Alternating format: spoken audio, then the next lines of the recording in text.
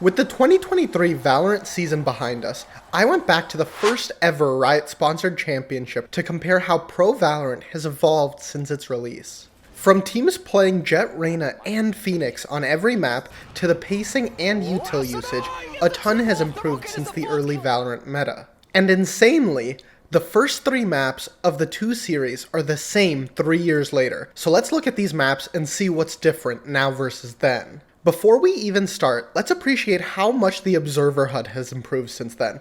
Like, what are these health bars? Then, we have both teams picking triple duelist on split, with Phoenix and Reyna in the mix. And with Astra not yet released, and Viper in her pre-buff state, where her wall doesn't do damage immediately as you walk through it, both teams are playing single controller Omen. The first thing you notice about the early Valorant meta is how many of the engagements are just one team walking into the other. With 3 duelists and Omen, there's very limited set takes or plays you can do. You can see this reflected in the stats, with not a single player breaking double-digit assists in a game that went to OT.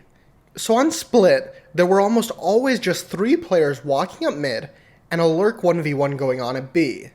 Now compare this to full buy rounds today. EG puts down 2 stars to deny info, because only the stairs star actually gets turned into a smoke. And then at the same time, they insta-jet smoke the exit to bait the vents player into spamming it, which causes them to get flashed by Ethan's flash coming through the jet smoke, giving EG an entry. Then, Paper X know they lost the mid-fight, so rather than going for a hero play as Jett, they just regroup, so they go for picks on the extremities. At the same time, EG are using a second layer of util with that star for vents I mentioned earlier, a Roomba to clear the smoke, and a dog for heaven. But at least one thing hasn't changed since 2020 Valorant. Razes are still whiffing their ulties. That's going to delay this plant from happening, and now they need to find a way to try to do that, but Sabrosa's trying to deny absolutely everything. Moving on to Bind, TSM again pull out the deadly Jett Raze Phoenix combo. But unlike the last game, Raze ults were not missing.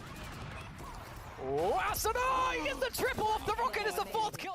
Aside from that play, the largest difference you instantly notice is the amount of info gathered by the defense then versus now. TSM were early to the Sky meta for getting info at B, but how is it possible that with 3 flashes at the time, Sky has used all 3 and uses her dog just for the info that B long is clear with over a minute left in the round? Then, having no Sentinel and only Omen smokes allowed Steel to consistently get lurks going at A. Now compare this to today, where teams use the second controller to hold on to showers on defense, and the Sky is much more careful to jump spot the angle and hold on to their flashes for longer. Then, after using a flash to clear long, Ethan goes back to jump spotting rather than how Cutler just gave it up, forcing him to waste another dog to clear out the long again.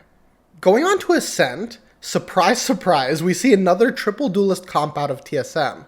But let's start with modern Valorant this time, because I want to highlight how even with fewer duelists, Paper X is much more aggressive and coordinated in fast sight takes. To start, you get the KO knife to get close info, the insta harbor wall which isolates the fight B main as they swing, and then goes deeper to cover stairs and CT peek. A KO flash goes through the window, combined with a Raze nade that would clear any KJ util. That's all followed up by a KO nade market door and the harbor wall to block off market and CT. And lastly, Harbor sends his cove close to help them cross and not get spammed, combined with a Roomba that sent through the cove to clear out the close angles. And even with all of that, this one-way ends up being huge, and EG put up a decent fight for an eco round. Now let's look at the TSM take.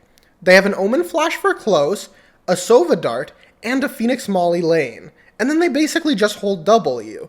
They have their Raze double satchel out to clear logs and boat, and then it's just trades. I've basically seen a play like this in ranked. It's amazing to see how much the skill ceiling has raised as top teams have pushed the boundaries of comps and util. It'll be fun to see how the game gets even more complex next year. Thanks for watching.